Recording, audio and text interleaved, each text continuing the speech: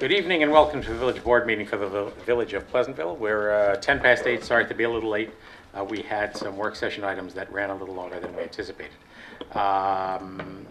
If you're watching live on Monday, June 11, we encourage you to call in if you have comments or questions. Our call-in number is 769-1677. As always, you can watch us live and in a few days in an on-demand webcast at pctv76.org. And you can also watch live on Verizon or Optimum Cable TV at the moment on the government channel. Am I correct, Shane? Got that right? Our next regular meeting is 2 weeks from today on June 25, work session at 7 p.m., a regular meeting at 8. Had a couple of announcements to make. The first of which was to thank so many folks who showed up Sunday morning at 4 a.m. for the BTH Walk to the Light put together by the Halloran family and the Halloran Foundation, honoring the memory of their son Brian and aiming to increase awareness about mental health issues and the risks of suicide in what can only be described as a perfect Pleasantville moment. Something like 750 people got up at 4 a.m. and gathered at the high school and walked about 2.5 miles in a loop around the village to get back to the high school. So quite an impressive event for quite an important purpose. So I thank everybody for that. As always, want to report that our pool is now up and running. We've got some great new improvements in the dining area. If you haven't joined yet, we encourage you to head on down to the rec center and join. You can also do most of that enrollment work if you wish to do so online at pleasantville-ny.gov. Farm Market is rocking and rolling. They're now into their music and program season, so we encourage you to come down between 8:30 and 1 to Memorial Plaza on Saturday mornings. Anybody else have anything to report? Congratulations to our lacrosse team. Yes. Another state championship too, and in 1 year it's unbelievable for Pleasantville. And in particular, whichever of the kids were on both teams, they have a lifetime memory. Two state championships in the football team and now the lacrosse team. It's unbelievable. And the other thing is that tonight, as we sit here right now, there's an event going on called the Metros. I want to give a shout out to our high school theater program. That's sort of the regional high school equivalent of the Oscars, and it's going on tonight, and we have nominations in many different categories, different actors and actresses and set design and things like that. We have nominations. So I don't know what the results are going to be, but it's going to be pretty exciting, and you can watch it online. So anybody who's at home who thinks that this is boring and would rather watch something more exciting, get online, type in New York Metros. They're online, streaming live right now, and it's exciting for our theater program. All right, thank you for that. Good ads. Two state champions. I don't know what's in the water, but I'm drinking more of it, whatever it is. So, all right. Any other announcements? Two things. One, I thought I would plug this Friday at 3 p.m. There's going to be a fundraiser, an open house at the BRS Garden. I just so happen to be personally involved. So if you're interested in buying some native plants or just getting a look into what's happening there, that'll be a fun event. And then I also just wanted to mention that the preteen steering committee for the library has wrapped up, and the consultants that the library hired have put together a proposal that is going to be going to the library board. And so anyone who is interested in learning more details about that, I encourage you to reach out to me or to reach out to the village via the Facebook page, and I will be posting more information as it becomes available. Yeah, and to tack on to that, I'd actually recommend any community members who are interested to come and attend the library board meeting on the 21st of June at 7:30 p.m. in the lower level of the library to have your input heard on moving forward for the library. Agreed. And when that report comes, hopefully we can all get a copy. Yes, Yeah. Shall I just post the report on the Facebook page? I could do that, or post a link to That it. seems logical. I mean, Yeah. you should talk to the library too to make sure everybody's on the same page. Yeah, Yeah. absolutely. No, There's some obviously. really interesting ideas, some of which came from our own 4th, 5th, 6th graders, and some exciting changes that could be coming down the line. All right, I thank you for that. So let me move to the podium for the next phase here. Once a year, we fire up the Pleasantville's Department of State.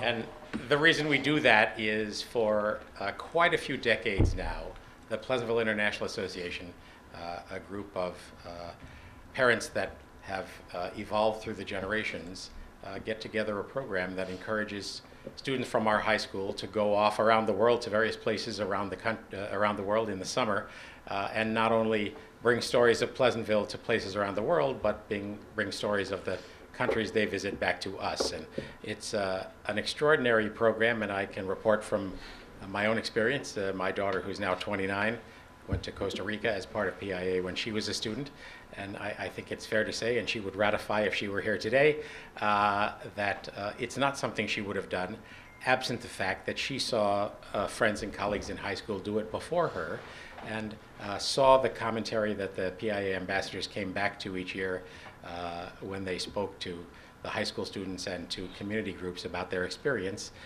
And all of that for a younger kid builds up to the point when they become a sophomore or a junior or a senior in high school to say, hey, that could be me too. And so when you say, hey, that could be me too, it not only means signing up and deciding where to go and helping to raise money to support the costs of all these students going, but it's also an act of not insignificant courage to say, I'm in many cases going to get on a plane, perhaps go farther from home than I have been before in my life, to a place where I may or may not have the language skills that are predominant in the country. And in many of these cases, I'm going to spend 2 or so weeks out of that time that I'm gone living with a family in that other country. So I've had the really remarkable experience of seeing my own child do that, but also the experience of interviewing PIA students when they come back for PCTV. And I can report that this is one program that not only richly deserves the 40-some-odd years of life that it's had, but hopefully continues on forever. It could hardly be a more important thing, it seems, in today's world for folks at the grassroots level to be exchanging their friendship, their loyalty, their interest around the world. So it is my pleasure tonight to invite each of the 3 ambassadors who will be going off this summer to come on up, and we have a certificate honoring you. And we also, as has been a little bit of a tradition, give you this little backpack. Not the most remarkable little product in the world, but the thing is it says Pleasantville on the back. And we ask, although we don't require, that this might go with you and you might take a picture of yourself somewhere in some identifiable place in the country you are launching off to. So. And send us the picture, though. Exactly. Sometimes they take the picture and we never see it. Katie Anderson is headed to India. Come on up. Excellent.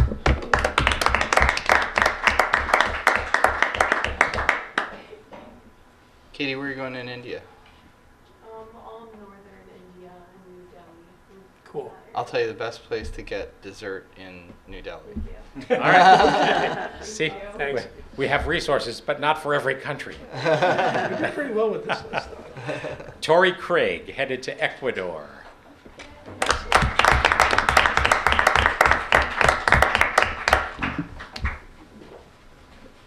Thank you, Tori. Congratulations. I look forward to hearing all these stories when you come back. I wish I could tell you the best place Yeah, to we get had dessert. Somewhere in Quito. And last but certainly not least, Caleb McPhee headed to Germany. Yeah, boy. And now I get to ask, where are you going in Germany? I'm going to Berlin, Cologne, and Frankfurt, along with Belgium and the Netherlands. Excellent.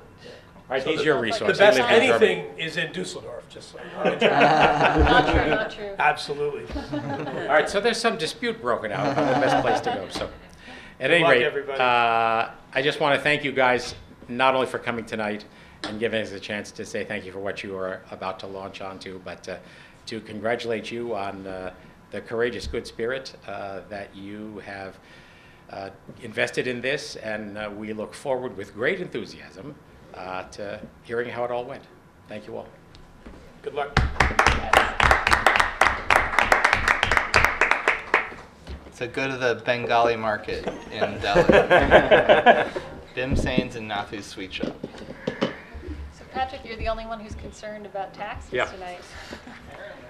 Yeah. Thanks, guys. So I recommend you leave while the getting is good, or you're going to get excited about establishment of a charitable fund for village property tax credit. That would be not as exciting as a trip to foreign lands. Pretty exciting for a lot of people, I need to say.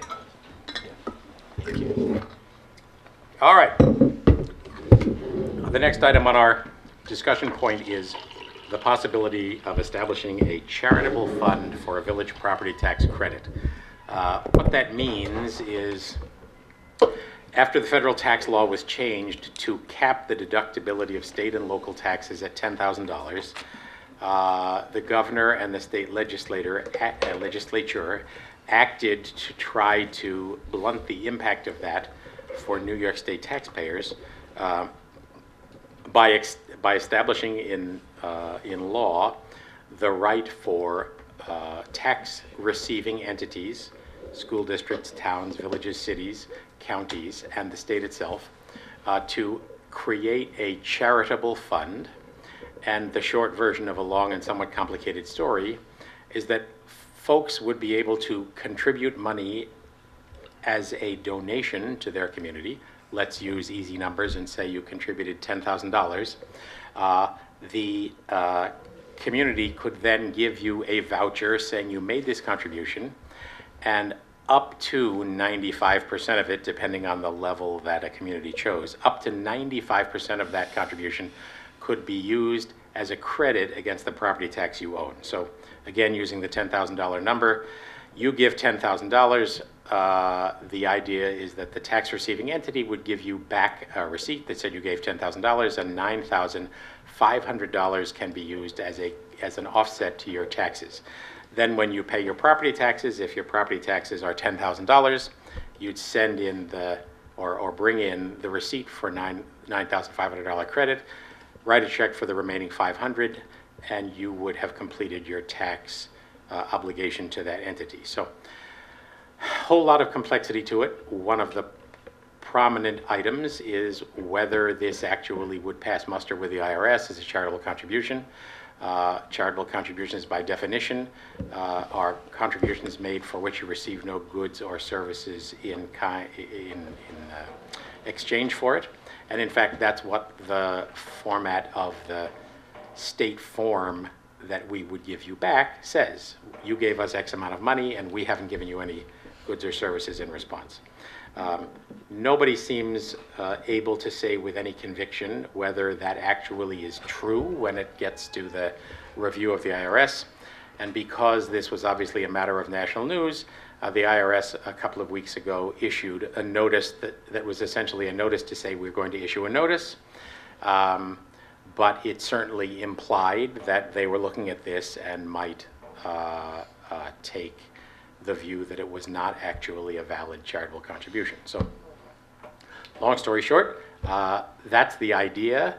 This would have to be set up potentially by the village, the school district, the town, the county, and the state. I believe the state has already done it. And these contributions would have to be made each to those 5 entities, and there'd be a different accounting for each one of them. And in the end, the question would remain whether the IRS would allow or disallow it. In the event that they disallowed it, after people had actually paid it, it's unclear what could happen next. If you made a charitable contribution, would we give it back to you if the deduction was disallowed? None of that is entirely clear, although the suggestion is made that perhaps we could.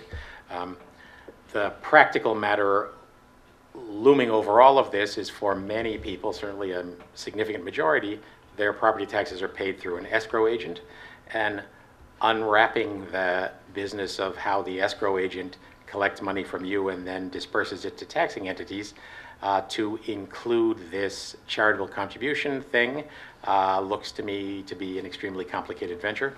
It may be that what would happen in that circumstance is that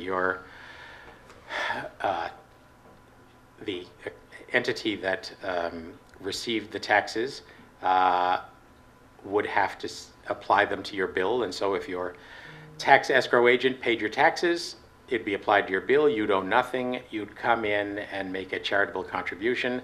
Now you would have paid your taxes potentially twice, and then we would have to refund the part of your taxes that's clearly refundable, which is potentially the overpayment that came from your escrow agent. All of that would suggest that in order to make that possible, you'd have to have enough cash around to pay your taxes twice at the same time and then wait for a refund. So lastly, on the administrative front, it's a matter of great concern to pretty much everybody, not only here at the village, but in every taxing entity that we've talked to, about how this would all work and what the logistics are to actually manage it, given the fact that the tax accounting programs that we all use for managing property taxes have no module for anything like this. And in the hypothetical that lots of people availed themselves of it and it was then ultimately rejected by the IRS, quite a substantial paper chase to figure out how to unwind it. So there, as I reported up front, we believe the state has already started this fund. Many of our neighbors in Westchester are in the same boat we are, which is certainly not wanting to deprive our constituents of an opportunity if there is one, but by the same token, not wanting to jump off a diving board when it's not clear that there's any water in the pool. So I went on Friday to an event run by the governor's office at the Westchester County Center. Every municipality was invited. It was an hour-long presentation and an hour and a half of questions. Many of the questions we have all asked within our own boardrooms. And I have to say, although it was a very nice and well put together presentation by able and intelligent people, they were largely in the same boat we are, which is to say there isn't a clear answer right now about the true deductibility of these expenses. There isn't any clarity on how we can tell you that we received your money without paying and giving you any goods or services when we then give you a voucher that says you can use this as an offset to your property taxes, which are the way we provide you goods and services. And lastly, no clarity on what would be involved if it all had to be unwound after folks had done this, filed their taxes, paid their property taxes, filed their 2018 return, and the whole thing got rejected. So as mentioned, the IRS says they're going to have guidance on this in the coming days. Not clear what the coming days actually means. It was 2 or 3 weeks ago that they issued the statement that they would make a statement, and nothing further has come yet. But our discussion tonight is to say all of us want to help everybody in our community save money if they possibly can, but I think it's fair to say that all of us are not certain that there are enough guardrails around this plan to actually allow us to do it. So any comments from the rest of you, and we'll see if we have comments from folks in the audience. Just that we have a resolution scheduled for tonight setting a public hearing for this thing, but let me step up to the microphone actually. But I guess the plan is to hold a public hearing, hear what people have to say, and be poised to take action if we decide it's the right thing to do based on whatever comes down from the IRS and so on, rather than moving straight into adopting a local law that we don't know is helpful. Right. So the urgency of it, if in fact we feel there is urgency, is you have to make this charitable contribution on or before the last day when the taxes are due without penalty. So villages are at the bleeding edge of this problem because we're in the midst of collecting the first half taxes now because our fiscal year begins June 1. So in order for the first half taxes that folks pay to us to be eligible for this, we would have to get this thing up and running before the end of June in order to allow people to make this charitable contribution. But if we don't know the answers to those burning questions, Hard to do it. Exactly. I Right. can't imagine suggesting to somebody, hey, yeah, make that charitable, let's say they don't have a tax escrow, make the charitable contribution, we'll give you the voucher, and then they post that to their 2018 tax return and get a full non-deductibility rather than getting at least some deductibility if they paid straight taxes. So I don't know. I don't know what the right answer is. I mean, I think it's a good idea if it can work. It's just a question of can it work. Peter, do you have any sense of how many municipalities around Westchester are considering doing this? I would say in the conversation that happened at the county center on Friday, I had the sense that there were a few who were very likely to do it. There were a few who have already said, at least for the moment, they're not going to do it. And most everybody else was in the, don't want to deprive our constituents of a chance, but don't feel like we have enough information to add. Who are the ones who are, look like they are doing it? I don't want to quote from memory because I'm not 100% sure, but Okay. there were several that Okay. spoke as if they were headed in that direction. And I would also say, you know, in communities where obviously there are high taxes in lots of places in Westchester, but there are some communities where the taxes are very, very high, and in those places, there's an even greater incentive. The background to all this, we're obviously not tax advisors, is that it's not entirely clear how much of an impact the cap on deductibility of state and local taxes will have. Folks in higher income brackets are frequently already paying an alternative minimum tax, which meant they weren't getting the full benefit of the deduction to begin with. How that all plays out in comparison to whatever the change in the tax rate may have been under the new tax bill is kind of unclear. I mean, I think it's fair to say there are clearly some people who would benefit from this. And If it passes. right, if it passes. So I want to ask Noreen, a former finance department person, if we passed a law like this and somebody made a charitable contribution and we gave them a tax credit, and then we found out later in the year, in October, that it's not going to be deductible, and that becomes clear, it's not going to be deductible, could we convert that charitable contribution to payment of a tax and just call it payment Well, of a we tax? would have applied that payment already for the first installment, or for whatever portion of the tax. No, they no, wanted to we pay. would be Yeah. receiving it as a charitable contribution and giving somebody a credit. And we use that money for the same purposes, right? It goes right into the general fund and we pay for stuff for the village. But it's not a direct credit to their taxes. We give them a tax credit voucher and they apply the voucher to their tax and we go, oh yeah, that guy's got $3,500 credit voucher. We're gonna knock $3,500 off of his $3,900 tax bill. Okay, so great. But now they've made a charitable contribution that they want to deduct. But if we find out later that it's going to not be deductible, not accepted, could we, the village, say, you know what we're going to do? We're just going to take that charitable contribution that you made, and we're just going to recategorize that as payment of a tax. And I don't mean to put you on the spot. I just don't Well, want to put let people in a bad let me- position. let me touch on They're that. clear It's only to the the IRS village. would It's do only the that. IRS that needs to be classified. Well, We're using the money as, the way it works, this part is clear, and then I'll give you the part that's less than clear, but was discussed at length at this meeting on Friday. The part that's clear is that you make a charitable contribution, same as if you gave money to a museum or a hospital or any kind of a not-for-profit, and that money is going into a specific fund which is called a charitable fund. And then at various points, the entity, the village in our case, can take money out of that charitable fund and put it in the general fund to use it. The implication from the discussion on Friday was that if such a charitable deduction got disallowed, that is, the charitable deduction wouldn't get disallowed, the use of that deduction as a credit against your taxes could get disallowed.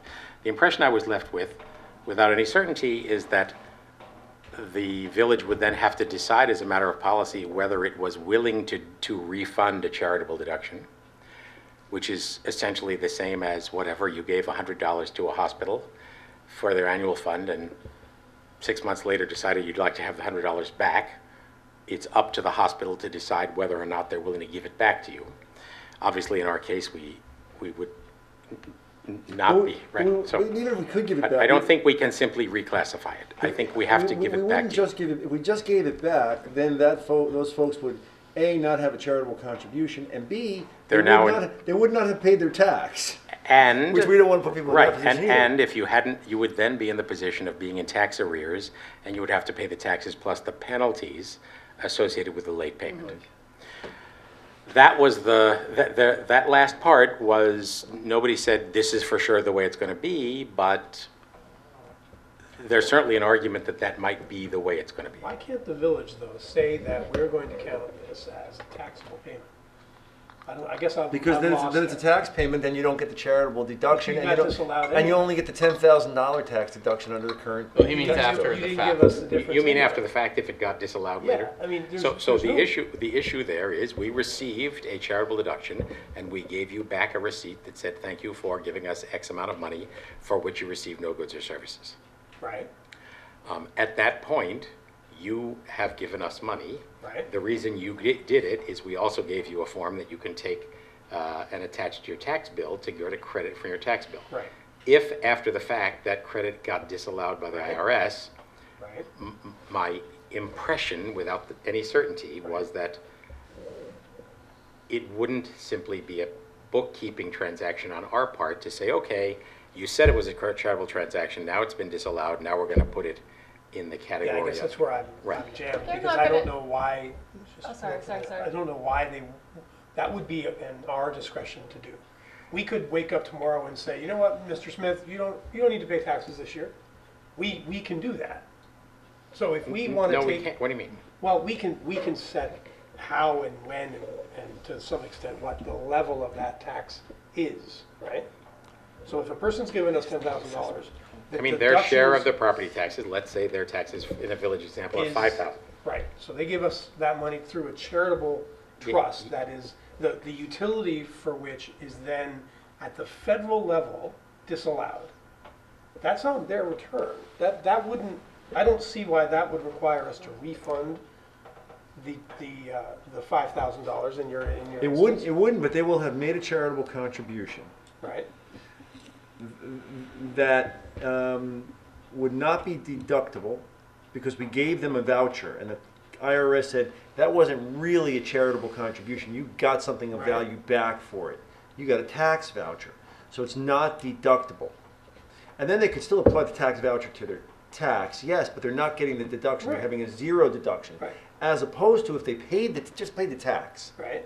they would have some deductibility, whatever their Well, up to financial. $10,000. Up to $10,000, right. So we've actually then, by Right. So by that's engaging in where this, you by would- engaging in okay, this that's where you would fiction, want we the we refund. are putting people, we're encouraging people to do something that actually So puts what them in you're a worse saying, tax what situation. you're worried about then is that the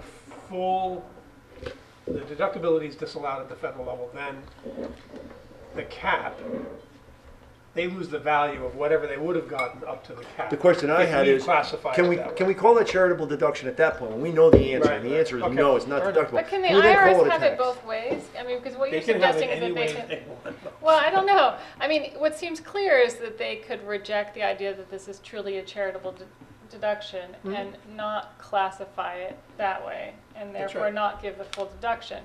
But if they're saying it's not a charitable deduction because what you're really doing is paying your taxes, then don't they have No, to I think what at they would least say- I think what credit they the would say is, $10,000 for the taxes? You're not paying a tax, but you bought something from the village. You didn't give a charitable contribution. I You see. bought a tax voucher. And so you're not getting a deduction for that $5,000 payment. I think- That person could still At use that that tax point, we voucher take against out their our taxes, but they muskets, lose all the right? I deductibility. think what you said is the same thing that Joe was alluding to before, is Yeah, no. if you said it's a charitable deduction, right now, the way the law is written, you do get that deduction up to $10,000. Everything above $10,000, sorry, you're out of luck. And as you mentioned, if you're subject to AMT, you get this stuff starts to phase out anyway. Right. But if you've filed your return saying, I donated this money to this charitable trust, and they've said, no, you didn't, the whole thing is gone. So you've now come out actually I mean, really behind, I think because this you is would have at least gotten it. one of the reasons that I was curious about how many municipalities are going to do this, because part of what the state is trying to do is they're trying to leverage the power of the state, right? I mean, this is. Well- Right, but federal law determines federal tax. That's, Yeah, no, It's- I'm just, yeah. it's curious, I mean, it just operates on so many different levels, This- and you the know what? political The- aspect of it is. at the end of the day, and I read that notice from the IRS, and the IRS was more committal than they tend to be with that kind of thing. They did say, we are giving you a notice that we're gonna have a notice, but they did remind everybody that federal law sets federal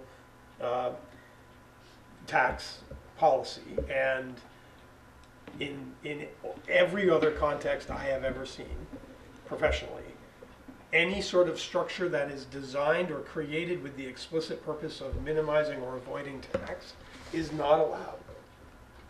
And I don't know if you guys in the audience have Well, I any experience was in that world won- either, but that's typically the way it goes. As a matter of fact, people tend to get in a lot of trouble if they try to do this kind of thing. So I want to make sure everybody's under no illusions here that you could also run into the position that the IRS disallows this deduction. Now you may have potentially underpaid your federal taxes. You have penalties and interest potentially there to deal with. Think nothing of the village being in arrears, but this Right. gets super thorny a year from now when people are starting to realize that this has turned into a ball of worms. So Well, and add to that just on the procedural side within the village and any entity that did this is hours and hours and hours Yes. and hours and hours and hours of work. Logistic And reasons. in the hypothetical that it had to get unwound if it got rejected later,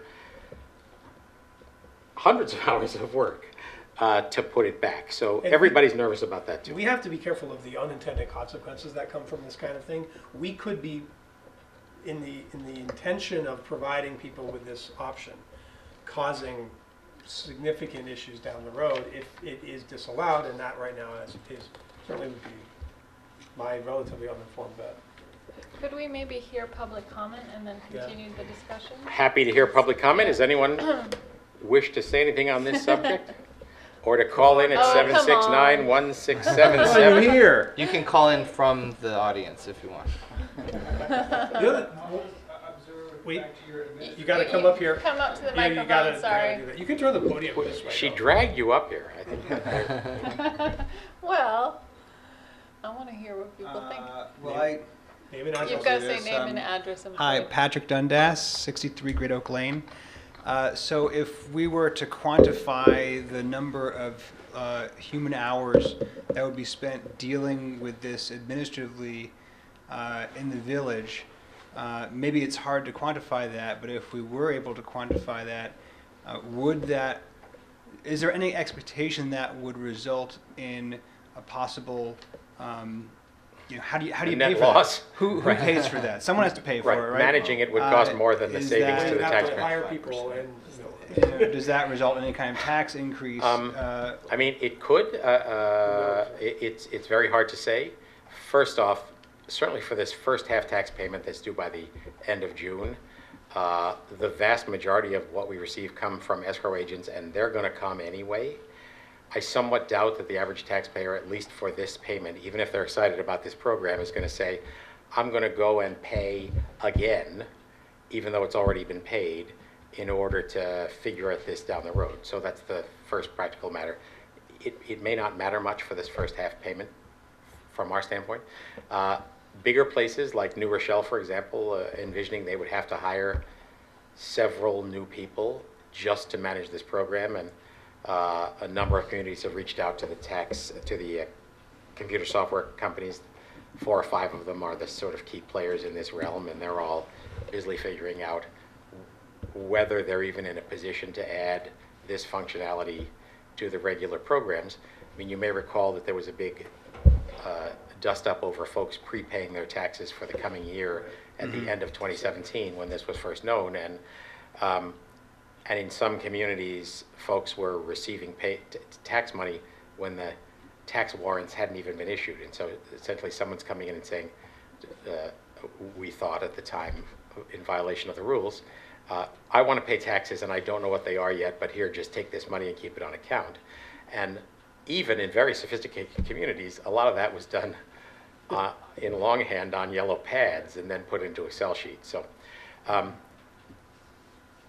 the other interesting piece is, because the state recognizes there's a cost attached to doing this, they say that you can't give anyone more than 95% of the money as a contribution, but you could give less. So the state has identified 85% as the amount they're going to give. So in essence, they're keeping the 15% VIG to pay for the management of the program. But it's a shell game. I mean, it's not really that, because it's But not then like when you that get, money's gonna go to pay that I think person. obviously the incentive for most communities of our size would be to try to give the 95%, not really knowing what the whole thing is really going to cost. But let's just say, you're looking at the state giving you 85%. now you're into a pretty complicated tax analysis to figure out whether it makes any sense at all or whether it's even worth the hill of beans. If we're gonna do it, we might as well do it to the maximum amount we can. Well, except that the reason you don't have to is to try to compensate for the expense of doing it. Have any municipalities made a reasonable estimate of what the volume will be here? You know, what portion of their constituents are subject to AMT? Who might be reasonably expected to avail themselves of this if it were established? I don't think anybody really knows. Certainly the anecdotal evidence I heard on Friday was that communities that had very high tax burdens, you know, lots of folks with tax bills, $40,000, $50,000, $60,000, were getting a lot of interest in it. Perhaps not as much interest as they got in the prepayment thing in December, but nonetheless, folks who have likely in that kind of a price range, professional guidance on their tax issues and are looking to take advantage of whatever they can.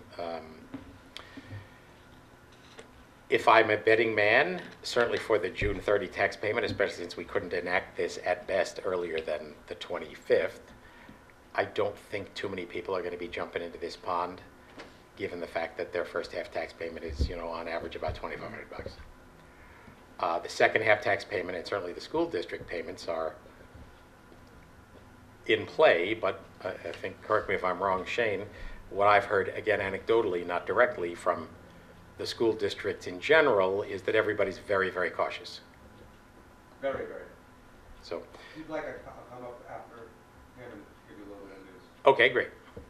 Thank you. All right. I also think this tax escrow thing with the banks is gonna be really, really, it's gonna, even if we did implement it, it's gonna hinder people from doing it, because the reason banks take escrow is because real estate taxes fall in front of mortgages in terms of liens on property, and so they want to make sure they get paid. If you don't pay your taxes, if you paid them yourself and you don't pay your taxes, and you accumulate a $40,000 or $50,000 outstanding tax bill on your property, that comes ahead of the mortgage.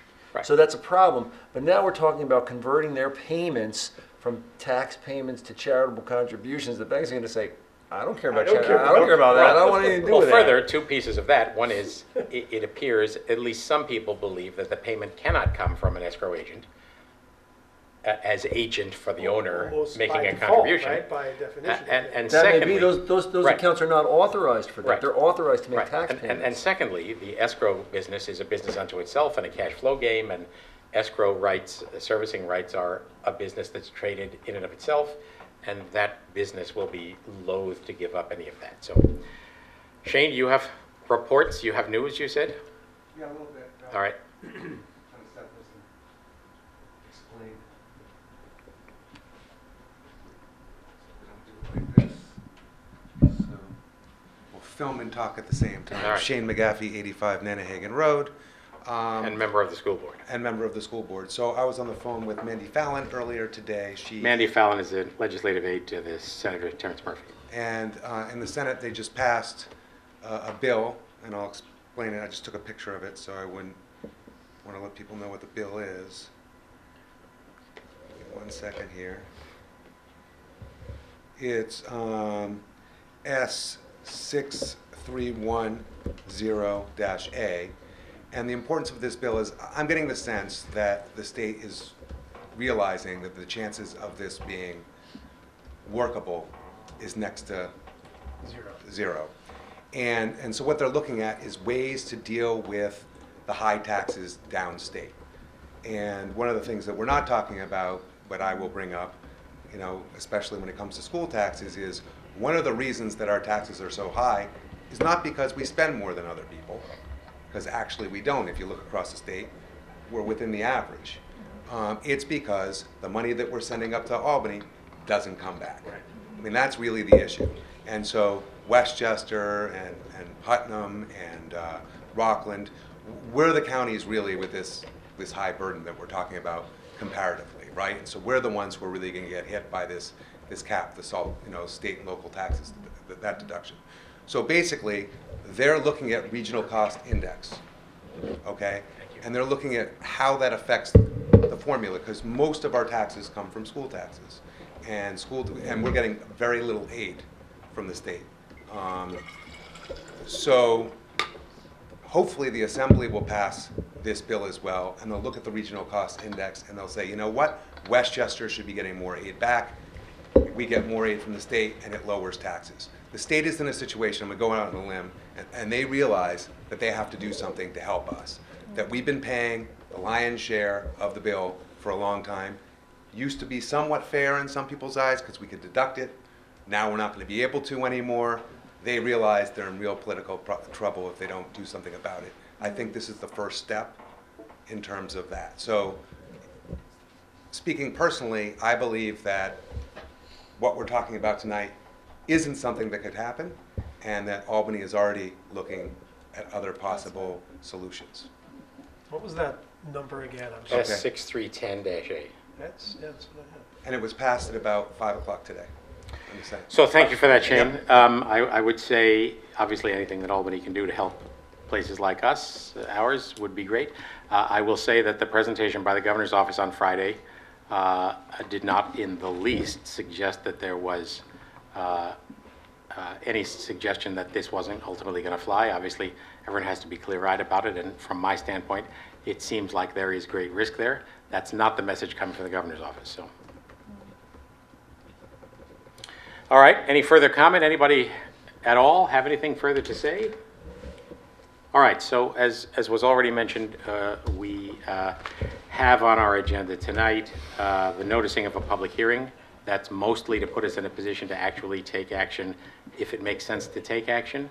Perhaps in the next 2 weeks, more data will come our way, and perhaps in the next 2 weeks, the IRS will issue the determination, and we might actually have some solid ground upon which to make this decision. I can say, speaking for myself, others can report as they wish, that based on what I know now, as of this moment, I can't imagine that we could enact this. I agree. No. I think it's important though Yeah. to A, schedule a public hearing. Yes, totally. And B, really hear, I mean, I hope we Yeah, get a yeah, lot yeah. of people out to tell us what Yes. their view is on it, if they think it's a dangerous thing to do, and I don't want our community to think that we're not interested. So scheduling the public hearing and hearing what everybody has to say is important, but it seems like a pretty Right. Well, so Well, the I'm risky- not- I'm not risky suggesting venture. we don't go through it. Yeah. I want to go through it too, but as of right now, like Peter, I wouldn't vote for it. I mean, the good news is it's another 2 weeks, and maybe another 2 weeks will shed some further light on this, and it puts us in a position to act potentially in time for the first half payments. In our specific situation, if more information came to us that encouraged us to act on it, and we didn't do it now, we can do it before the next payment is due. So Sure. it isn't the biggest amount of money in play right now. So. All right. Okay. All right, with that, let's get to the resolutions. Nicole, 128. Resolved that the following budget amendments are hereby approved as listed below. $1 from admin part-time to board personal services, $1 from admin part-time to mayor personal services, $624 from admin part-time to finance OT, $167 from admin part-time to finance VAC buyback, $1 from admin part-time to assessor part-time, and $1 admin part-time to law personal services. Is there a second? Second.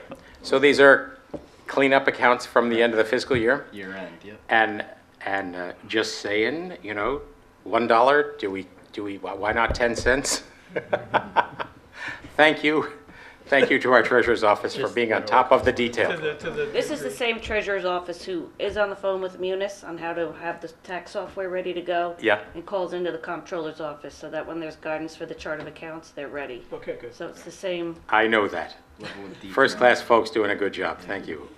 All in favor? Aye. Aye, motion approved. 129, Steve. Resolved that the pre-check register dated June 11th, 2018, covering check numbers 89800 through 8989801 and 89804 to 89866, is hereby approved as listed below. From the general fund, the water fund, and the refuse fund, a total of $46,874.78. Is there a second? Second. I wish this was the only resolution. This is the good. So these are expenses that apply to the fiscal year that ended May 31, 2018. Any comments or questions? Nope. All in favor? Aye. Motion approved. Joe, you get the bigger one, 130. All right, regarding the pre-check register fiscal year 2019. Resolved that the pre-check register dated June 11th, 2018, covering check numbers 89802 to 89803 and 89867 to 89968 is hereby approved as listed below. From the general fund, the water fund, and the refuse fund for a total of $354,836.10. Is there a second? Second. Comments or questions on the check register? All in favor? Aye. Aye. Motion approved. 131, David. Resolved that the Board of Trustees hereby authorizes the village administrator to execute a revocable license agreement with Catherine and William Brown, 99 Sunnyside Avenue, for the purpose of removing and replacing a retaining wall in the village's right-of-way. Attachments included. Is there a second? Second. I know Catherine and William Brown, and they will build the best retaining wall in Pleasantville. Ever. I am so happy to say yes to this. Me too. All in favor? Aye. Aye. Motion approved. 132, Nicole.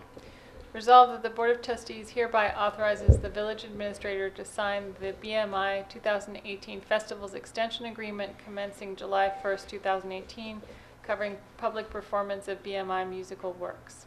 Is there a second? Second. So, Eric, the problem here is essentially we're signing to say our agreement with BMI ended June 30th. Was it June 30th? Yes. And we're going to sign this extension agreement even though we don't know how much it costs, and then we'll prorate what we owed for the extension period when we do know how much it costs. So what does that mean if they come back with a number that seems much higher than we've ever seen before? You won't sign it, right? Yeah, Correct. we Yeah. just Well, don't- but isn't this signing it to say... No, this is giving him the ability to sign it if he would. Well, but they want us to sign this now, right? To say that that we have entered into an interim extension of the previous contract. And that when the annual contract price is hammered out, we will pay the pro rata value of I that. think Isn't that what's just trying happening? to lock in last year's numbers, right? Correct. I didn't read it as last year's numbers. I read it as, It says this interim extension agreement carries forward your current fees and terms on an interim basis, but subject to a retroactive adjustment back to July right, 1st, once, 2018. on the second Peter's page, right. once the final fees are determined, licensee, us, shall be obligated to pay BMI any additional monies owed as a result of such retroactive adjustment Right. if the rates are higher than the interim fees. Right, they're just locking in the deal they already had. No. No, they're not. They're locking Peter's in right. next year's deal. Well, right. They're locking in Okay, next year's so- deals, but obligating us to honor at least last year's. No, What am I not reading right? they're obligating us to To pay, honors next to pay last year's. year's plus whatever the difference is for Right. this interim period. Right. So in the hypothetical, I mean, do you We know, have- we what did have we no- pay last year? Do you have that? Just find it, hang on. I mean, this essentially is musical rights in the event that at some event we pay music that BMI holds the rights to. Right. We don't have a choice because we have events. For example, a couple of years back, the farmers market was threatened because Mr. BMI. I'm not didn't saying we think- shouldn't pay it. I'm Didn't just think saying- we didn't think just my thoughts. Didn't think we were. The farmers market was a member, not realizing that the farmers market is owned by the village, and the village already had a contract with BMI. So we already we do things like that. The farmers market, parades and festivals and things like I that. know like- we have to do it. How I'm else- what just, else we can do? what I'm worried about here, maybe it's unnecessary worry, is they come back and say you owe 10 times as much as you owed last year. Well, then I guess we can cancel and just pay the difference for the interim period, but. Right. And then we won't be covered by BMI. We won't be able to play BMI covered music anymore. You know what it was? I don't know. I'm logging into Munis right now. And, Okay. and, I'll tell you and that. it does go the other way, taking a right? little They bit. will credit us if it's lower. That ain't I'm happening. just saying, Yeah. it is a two-way street, right? All right, so, I mean, the reality is It's coming. we need to have this in place before the music festival in any event. And the other question is, when do we have any idea when we think we'll nail down the permanent 2019 fees? Like, when did it happen last year? About Well, what time I of mean- We year? didn't do this one till I December love 29th. songwriters, but the message says in the first paragraph that BMI will be introducing new blanket license rates and terms that more appropriately reflect the Right, important so you know which contributions way of that's going. songwriters Yeah, right. to Yeah. the live concert business. So I just don't know what that could Do we potentially have this mean. agreement with all of the major record companies or just with BMI?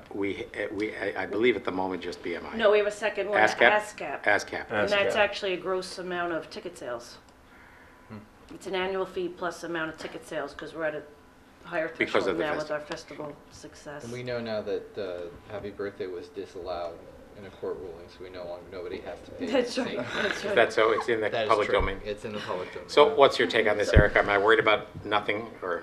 I mean, we don't really have a choice. We could pull it, have a conversation with them to get, you know, at least some guidelines or an estimation, and then put it back on for the next Well, next meeting.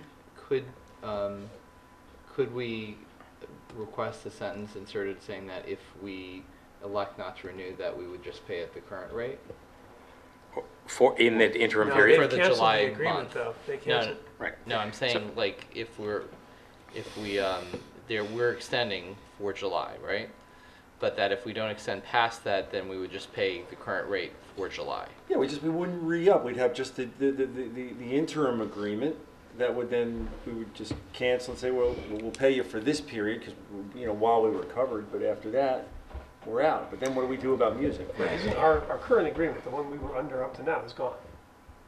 It's ended. It's in, well, they It's ending at the end of canceled June. it. No, June 30th. It's ending. At the Well, end he of said, it says right here, BMI has elected to cancel your license, the rates and terms of which principally date back to early 1990s.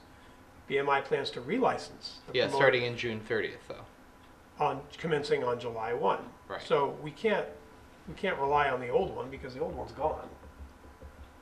No, the interim extension carries the old agreement Right. for one extra month, which would end the end of this month otherwise.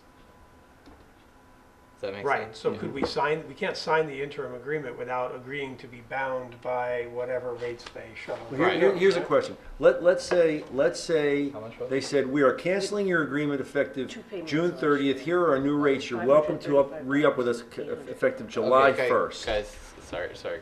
Can we're talking about $1,300 total for the year, so From ASCAP. This For is for BMI last for year. BMI, They so do it's that- actually- They also Alright. had a percentage. even if they triple it, a we're not, ticket. and Alright, we take a twelfth of that, it's not it's fine, actually that right. much money. Right. We're spinning our wheels, although I do think it's kind of outrageous to It ask is us to sign this. I agree. Yeah. The language Like- is pretty. Friends, we'll be happy to come and replace your dishwasher. You just have to sign and say that when we figure out how much it costs, you'll pay for it. All right, any further comment? All in favor? Aye. Aye. 133. Who's that? Steve. Who's that? Resolved that the Board of Trustees hereby authorizes the village administrator to sign the 2018-2019 snow and ice agreement extension with the New York State Department of Transportation. I get this resolution. I know, it's so nice. It must Always feel the snow, it's my feel Vermont cozy. DNA. Yeah. Is there a second? Second. Same deal as we've always had? No change? No change. All in favor? Aye. Motion approved. 134. Joseph. Resolved that the Board of Trustees hereby authorizes the village mayor to sign the facilities use agreement for child care program at the Bedford Road School with the Pleasantville Union Free School District, with a copy of the facilities use agreement attached. Is there a second? Second. So this just formalizes our arrangement with the Pleasantville School District for the after-school care program we call the Panther Club. We have a brief 2-page agreement that says what each of us owes the other in terms of our behavior and exchange of insurance and the like. Any comments or questions? All in favor? Aye. Aye, motion approved. 135, David. Resolved that the Board of Trustees hereby authorizes the village administrator to sign the one-year agreement with BidNet for web-based solicitation and bidding services, which is what? Is there a second? Is this you, Morrissey? It is. I thought it might be. We're moving to an online bidding system, so it's we'd have a bid for repaving. Okay. Every kind of term within the bid would populate on a contractor search. A lot of municipalities have gone this way. Community that I work for formerly, we probably doubled the amount of bidders we had on projects by migrating to this program. Great. Sounds good. I didn't see what the price was. It's about, they charge us for sending out a press release that announces we're moving. Uh-huh. The idea is to strike up interest in the the website. But I think at most it may be $300. Okay. All in favor? Aye. Aye, motion approved. Thank you for that innovation in our bidding, Eric. Thank Good you. move. Nicole, 136. Resolved that the Board of Trustees hereby pre-approves $236,473 for disbursement via wire in conjunction with the estimated closing date of June 15th, 2018 for the purchase of property located at 7 Hobby Street. Is there a second? Second. Comments or questions? All in favor? Aye. Aye, motion approved. We'll have more to say on that when we consummate the deal. 137, Steve. Whereas the state legislature and the governor enacted legislation that authorized the establishment of a charitable gifts reserve fund and property tax credit program, and whereas pursuant to the legislation, a municipality creating a charitable gifts reserve fund may, by local law, authorize the issuance of a tax credit for contributions to such charitable gifts reserve fund, and whereas the Village of Pleasantville is considering establishing a charitable gifts reserve fund and providing for a property tax credit for donations to such fund, now therefore be it resolved that the Village Board of Trustees hereby schedules a public hearing on Monday, June 25th, 2018, 8 p.m. in the second floor meeting room of Village Hall, located at 80 Wheeler Avenue, to consider local law introductory number 2 of 2018 to authorize a charitable gifts reserved fund tax credit. Is there a second? Second. So as reported in the discussion earlier, this essentially is setting up the required public hearing that would allow us to enact this if we chose to. Amid the many concerns that we have, we may or may not do that, but establishing this public hearing gives us a chance to buy another couple of weeks for further information to come to us from Albany and from Washington. All in favor? Aye. Motion approved. Joe, 138. Resolved that the Board of Trustees hereby approves the village mayor to sign the intermunicipal sanitary sewer agreement with the town of Mount Pleasant dated December 27, 2018 for a term of 40 years. IMA sanitary sewer agreement attached. Is there a second? Second. So, It almost didn't happen. Really? so there is some history to this, which is Apparently. it's a property owner seeking to subdivide, and in order to make their property subdividable, they are in the town of Mount Pleasant. They need to connect a connection to the Pleasantville sewer system, which is immediately adjacent to the proposed subdividable property. It's been the subject of lots of discussion back and forth, including review by Jeff Econom on our side as engineer and DPW superintendent, and by David Smith on the Mount Pleasant side, the result of which is this IMA, which I believe is appropriate and acceptable.